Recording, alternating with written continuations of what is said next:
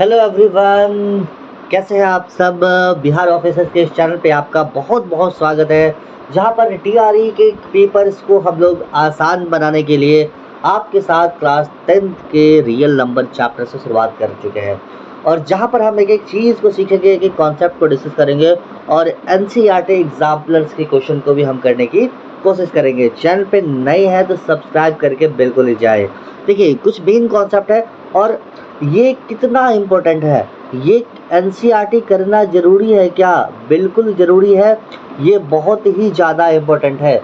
Reason इसके पीछे कहानी, क्योंकि अगर आप पीवाईक्यू देखेंगे ना, प्रीवियस ईयर क्वेश्चन पेपर अगर आपने देखा है ना, चाहे टीआरई 1 का पेपर हो, टीआरई 2 का पेपर हो, टीआरई 3 का, अगर इन तीनों पेपर को अगर आप ध्यान से देखेंगे, उसमें पूछे गए सवालों को देखेंगे, मैथ्स को देखेंगे, तो आपको क्या मिलेगा?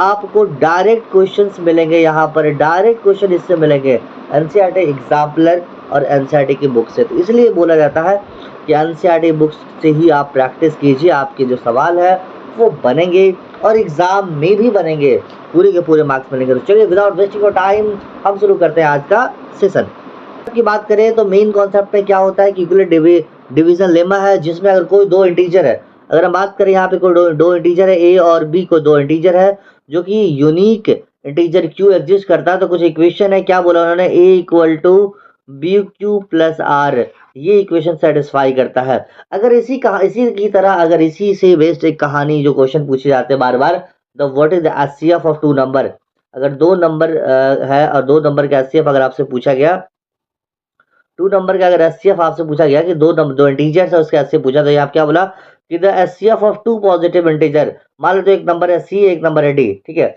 डी और सी एक नंबर है जिसका एचसीएफ निकालना, लेकिन यहाँ पे कंडीशन दिया कि सी ग्रेटर है डी का, मतलब सी बड़का है छोटा से। Okay, very good very good very good, C बड़ा है छोटा से, तो कैसे निकलेगा भाई, कैसे निकलेगा? तो हम क्या करेंगे, सबसे पहले हम क्या करेंगे, C equal to D Q कोई नंबर ले लेंगे प्लस आर, डी क्यू कोई नंबर ले लेंगे उसके बराबर करेंगे, सी इक्वल टू, मतलब जो ग्रेटर वाला नंबर है ना उसको हम इक्वल करेंगे, क्या करेंगे, C equal to D Q plus R, R is the remainder. और फिर हम स्टेप 2 को फॉलो करेंगे। अगर आर को हम जीरो पुट कर दें, अगर आर जहां पर भी जीरो हो जाए, आर क्या हो जाए, ये जीरो हो जाएगा, तो एस सी ऑफ जो सी और डी का नंबर होता है वो स्टार्ट हो जाएगा। ठीक है, क्वेश्चन करेंगे, चीजें समझ आएंगे।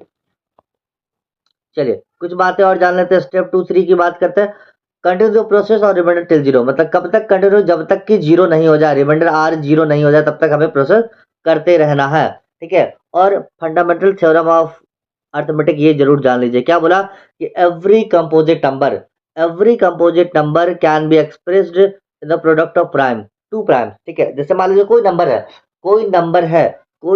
अगर वो नंबर क्या है कि हर नंबर, एवरी कंपोजिट नंबर क्या होता है, प्रोडक्ट ऑफ प्राइम नंबर होता है। ये बात सही है, ये बात सही है। या फैक्टराइजेशन, अगर मान लीजिए यहाँ पर अगर हम 16 लिखें तो 16 का कैसा निकले, 2 into two into two into two, तो ये देखिए 2 इज द प्राइम नंबर और ये सी क्या है, एक कंपोजिट नंबर है। तो हम बोल सकते हैं कि every composite number can be express is the product of prime number. Yes ना। उसके बाद देखिए, अगर बोला कि √2 √3 इरेशनल नंबर है, बिल्कुल सही बात है।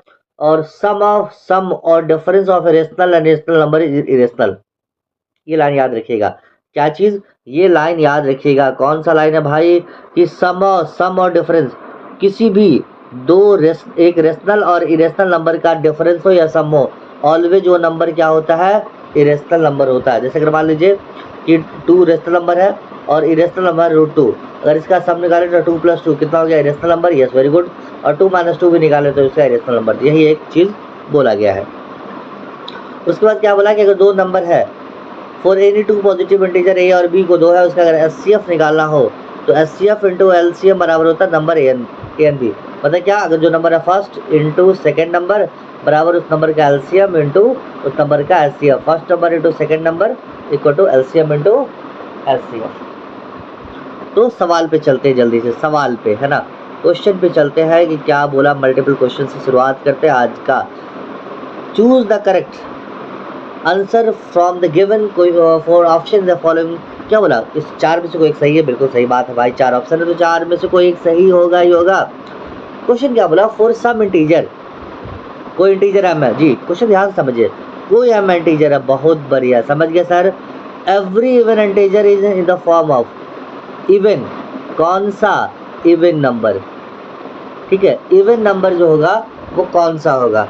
अच्छा m अगर मान लेते हैं, चलिए हम a से शुरू करते हैं, अगर m का वैल्यू हम 1 ले लें, ठीक है, क्या करें, m का वैल्यू 1 ले लें, क्या 1 इवन नंबर है, नहीं, 2 ले ले, नहीं, तो ये तो होगा ही नहीं। चलिए ये लेते हैं, मान लेते हैं m इक्वल टू 1 ले लिए, तो 1 प्लस 1 कितना हो गया, 2 हो गया, इवन नंबर है, बहुत बढ़िया सर। लेकिन m का वैल्यू अगर हम 2 ले लेते हैं, तो m प्लस 1 इक्वल टू 2, 3, कितना हो जाएगा, 2 प्लस 1 3, तो क्या हो जाएगा, ये इवन नंबर है, नहीं, ये तो ऑड नंबर है 3।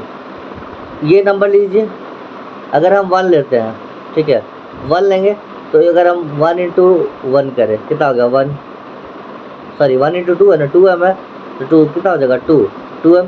अगर हम 2 लेते हैं, 2 इंटू 2 हाउ मच, 4।